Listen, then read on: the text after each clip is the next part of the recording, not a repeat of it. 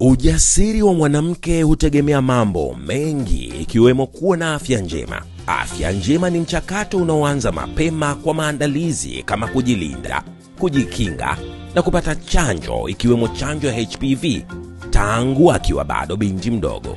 Chanjo ya HPV ni kinga muhimu inayomlinda mwanamke tangu akiwa binti dhidi ya saratani zinazoanza taratibu bila kuonekana na kuwa saratani ya mlango wa kizazi hapo baadaye katika maisha atakapokuwa mtu mzima. Chanjo hii humpa binti kinga mapema kabla hajaanza maisha ya ujana na mabadiliko ya mwili.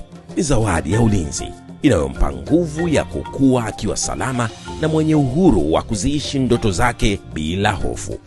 Chanjo ya HPV hutolewa kwa mabinti wa miaka 9. Chanjo hii ni salama na imeokoa maisha ya mamilioni ya wanawake duniani. Ewe mzazi, chukua hatua.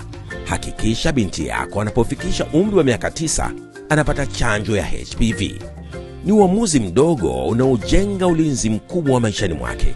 Chanjo ya HPV, kinga ya mapema kwa ujasiri wake wa baadaye. Kwa taarifa, elimu na ushauri, tafadhali piga simu nambari 199 bure.